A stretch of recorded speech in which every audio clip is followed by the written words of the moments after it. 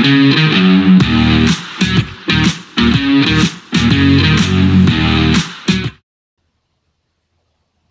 back to the Supercoach Nuff channel. In this video, we're going to preview round 7 of the 2025 NRL Supercoach season. So before we get stuck into my team and what we're doing this week, we'll have a look at the most popular trade-ins and trade-outs. So you can see a very popular trade-in there. But on the trade-out list, we'll go through first. And so number one on the list is Shibasaki from the Broncos. You know, he's made us close to 300k in cash if we got on before the first price rise. And, you know, he's more than done the job for us. So I think you can absolutely cash him out this week. You can go down if you want to make money to trade elsewhere. You can potentially go up as well. So I think, yep, that's a fair trade out this week. Kalen Ponga at number 2. This is one I'd suggest holding. You know, they do play the Sharks this week, which isn't the best, but I guess for those that had him, you know, you've already incurred 122k loss. You're only locking that in if you trade this week. I mean, if you've got absolutely everything else is cherry ripe, and I guess you want to get to a Pappenhausen or something, well then perhaps that's an option. But yeah, I don't think, you know, you should be trading keepers at this time of year. It should be more so about getting those cash makers and those mid-price options off the field where you can. Nafahu White at number 3 is probably another one I would suggest holding. Obviously had the down week last week, but you know, he's going to offer really good coverage through the origin period. So I think, you know, if you're playing overall, you shouldn't trade Nafahu White. I guess if he is your pathway to an elite keeper like a Haas, a May, they're probably the only two I'd consider. You know, if it's more like a Tarpany or a Tino, I think you can find a different way to get those guys in. But yeah, I'd suggest holding the Fahu White as well. Jesse Arthurs, so another Broncos centre wing on the chopping block, and again he's made 150k, done his job for us, so I think he is one you can cut. Tua Piloto at number 5, so I understand this. It's a lot of money sitting on your bench for a few weeks, so I would suggest trading out. He is a borderline keeper though, so if you do have the ability to hold, you know, you've got an Arthurs and a Shibasaki to trade out this week. You know, I'd try and hold him as long as you can. It probably, if it keeps you from having a centre wing gun on the field, though, I think you may need to trade out. Isaiah Young at number 6. So I do understand people trading out at this point. He has made 200k. You know, I sort of looked at perhaps upgrading him to Pappenhausen this week. It looked pretty nice. But I think with Mitchell Moses coming back in the team, plus maybe a little bit of turmoil there at the Tigers this week, Para could be in for a bit of an afternoon out. It is at what's it called? The Parramatta Stadium. Is it Accor? No, that's Bulldogs one. Parramatta Stadium, whatever that's called, the license name. But yeah, so I think I want to have a look at Iongi with Moses in the side, so I'm holding this week. So yeah, I'd say hold, but you know, I think that's one where you can, you know, team dependent and trade dependent. So Lockie Galvin, so I guess with the unknown timeline about how long he'll be out of the team for, I think he is one you do have to cut. He was definitely one I was looking at as a keeper in the 5/8 position, sort of tossing up between him and Matty Burton. But I think, yeah, with everything that's happened, I think he will come back into the team later in the year, but it might be a few weeks for him to rebuild the faith with the team. So, yeah, I think if you've got Galvin, he is an unfortunate trade out. Tamale, I think, is a massive hold. So I can see a few people saying, well, he's made 200k in cash. There's cheapies this week with Hiroti. But I'd be trading out of Shibasaki and Arthur's before Tamale. Was listening to the Supercoach Experience boys last night, the Arvo, whatever, and they said the Titans are one concede the most Supercoach points per team. So it could be a big week for Tamale. He did fall a bit flat last week, but we could perhaps attribute that to being up in the heat there in Darwin. It may have just been as well the ball didn't get that far out to him because Hudson Young, Matt Nicholson dominated on the edges. Jack Kajeski is a definite trade. I think he was suspended, but now he's also broken his arm. So does it have the timeline on here? So yeah, not back till round 14. You know, he has made 95k, which isn't anything to sneeze at, but plenty of great centre wing options around that price point. So you can move on from Gubjeski. And Rob Toya, so this is an interesting one. He has made 140k cash, but a bit like Nafahu White, he's going to offer supreme coverage during the buys. And I don't know if he's actually scored a try yet. Might have a bit of a closer look at his stats. Season stats, fantasy. So yeah, so you can see like he's just had no tries or attacking stats. Maybe a suggestion that most of their attack goes down the left edge through Sandon Smith, who scored well, and obviously the guys outside of him. Um, but I think he's got to score eventually. Um, I know Penrith have put in a bit more of a defensive lineup this week with Garner out in the centres, and I can't remember what centre side he'll play on, whether that's against Toya or not. But he's one I'd suggest holding just because the draw's not too bad, but it's going to be particularly through this period here where he's going to be a very handy number for you to have. So again, if you've got these Broncos guys, trade them. If it was down to Tamale or Toya, well then perhaps I'd go Toya. Just the upside of Tamale might be worth the points. But if they're sitting on your bench for the time being, like you're not planning on playing these two, hold Toya because you will want to play him during Origin and trade Tamale, obviously. So on the trade-ins list, I think number one's going to be pretty obvious. Hiroti from the Sharks. So I know a few people are fading this pick based on the fact there is other cheapies coming, and that's kind of the viewpoint I'm taking as well. I'm going to try and actually upgrade my team at the moment. So I would get Hiroti in if I had a better team, but the reality is my team is a steaming mess at the moment, based on the rank mostly. So I am passing on Hiroti this week, but I would recommend anyone looking for a cheapie, get him in. Dylan Egan, so I guess a lot of people might look at the 100k and think, oh, it's not worth trading in. I think it is still worth trading in. I guess if you use the 150k rule, which we use as a baseline for trading in cheapies and, using the two trades, the trade in, trade out, he'd only have to get to 450, which I think he is entirely capable of. So I think, if you do want to get him, this is the week. Obviously, a similar price to Hiroti. So if you can only get one, I'd say Hiroti just for the upside. But obviously, if you want to get Egan in as well as a cheap option, like trade him to Gajeski is a really great trade. Yeah, go for it.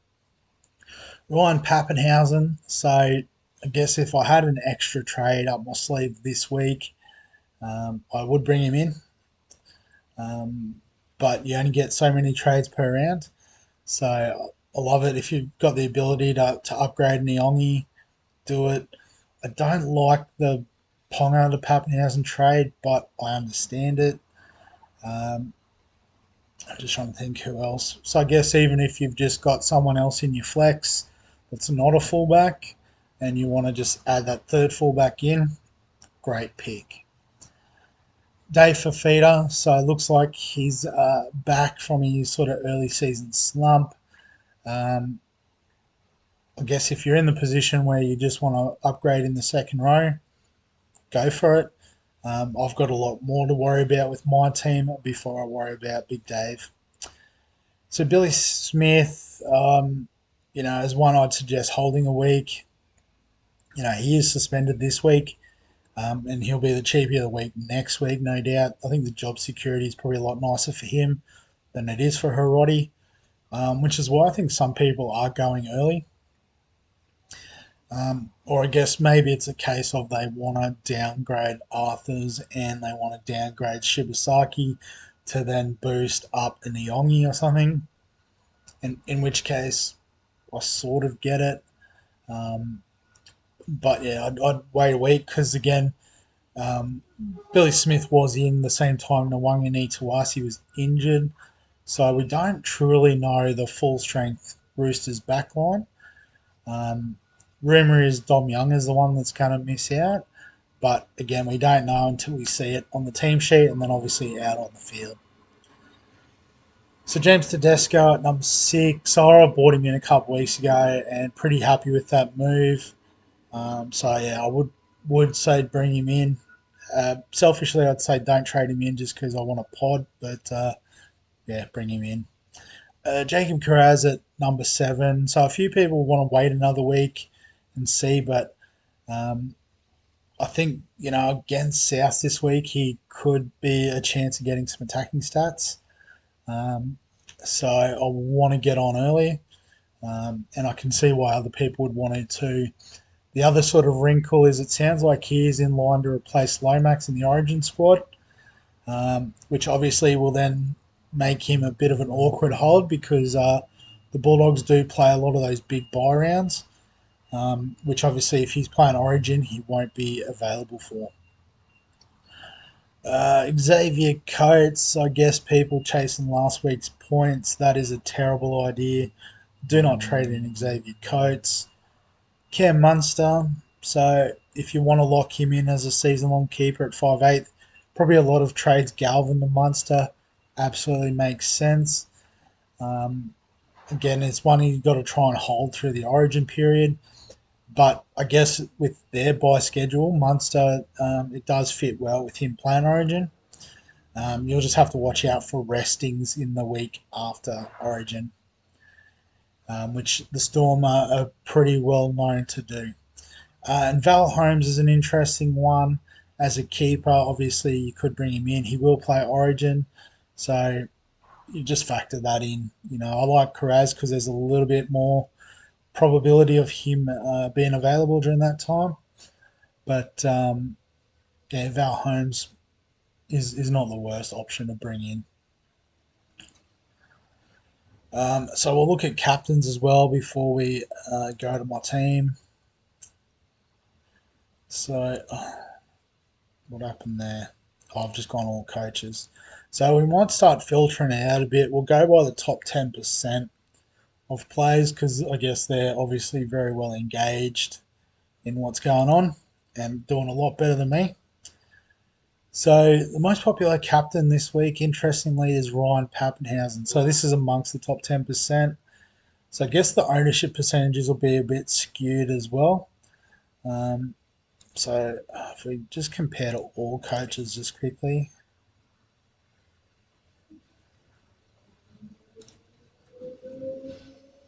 Okay, so even amongst all coaches, he's still the most popular ownership. That actually looks pretty similar. So it's time to convert to top 10% going forward, making decisions on the fly.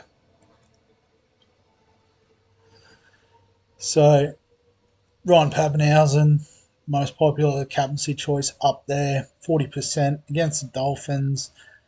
Who haven't been the strongest team this season. They have looked better the last couple of weeks, but maybe as well, particularly like last week, maybe Penrith made them look really good. So yeah, if you've got him, makes sense for him to be in that conversation. Payne Haas is a solid captaincy option against the Warriors. I don't hate it. Gutho, I guess if you've got him, he's been going pretty well so far. Forget last week's score. He's still going pretty good. Nathan Cleary. So if this is the week that the Panthers can bounce back. I think that's a great shout. Terrell May. So in the last game of the week, he's the easy captaincy option. Should score pretty well. Para do have a few recruits back in their forward pack. Jack Williams, for example. I saw Tuolangi named the start, so that might be more of a liability defensively. So Terrell May is actually not the worst shout. Tedesco, I mean, if you've got him, absolutely put him in the conversation. This might be the week Penrith fire up. They are going in with a more defensive mindset, but Teddy's usually pretty match-up proof in that sense. Kalen Ponga, so, he's got to bounce back at some stage. Could it be this week? The Sharks haven't been as dominant as they have been in the past, so it's fairly late in the round too, which is handy. If you're a Nico Hines owner, you could consider him. Well, you can start to see we're getting very much into pod territory at 1.4%. Cam Munster and Jaden Campbell's a bit of a flyer at 1%, or less than 1% against the Raiders, who have probably been a bit better than some people have given them credit for. In terms of VC shouts, so Nathan Cleary, very popular VC. Gutho, Pappenhausen. So Ruben Garrick tonight against the Dragons makes sense. Get in early. Jacob Carraz, I don't hate this. If you're going to bring him in and you think he's going to go big against South, why not take it as a double?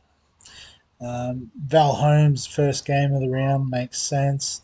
Eli Katoa, this is that ultimate sort of high upside type pick against the Dolphins tomorrow night. Don't hate that as a shout.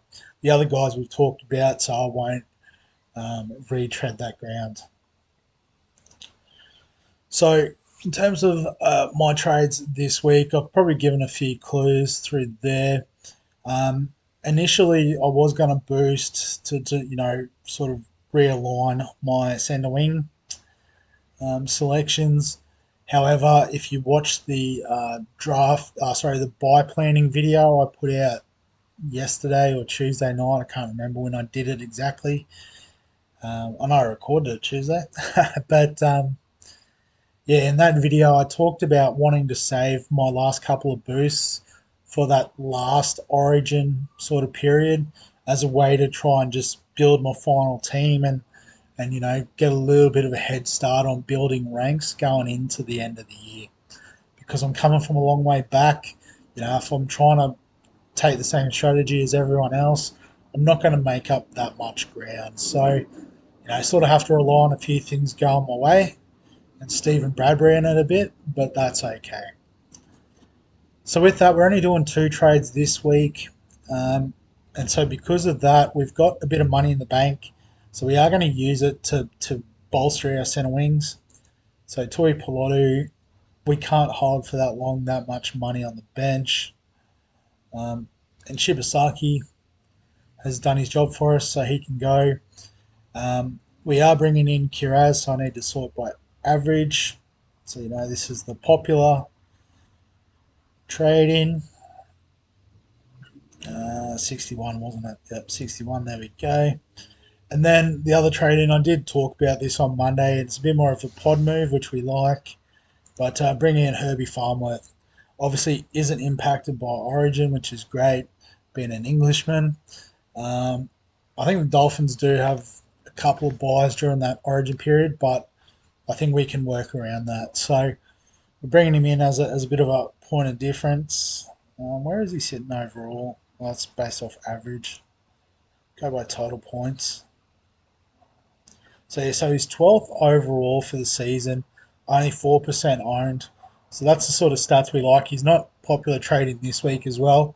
So this is one potential sort of pathway to take a sneaky back road up the rankings. So we'll lock those in. So some people might say, well, why don't you trade Skelton, who's out injured? And that's because he is going to be my loophole this week. So with the vice captaincy, trying to pick a player in these earlier games is a bit tricky. Um, so I think I'm going to go with Kiraz. Oh, no, actually, sorry, that's right. I forgot Jerome Hughes is playing.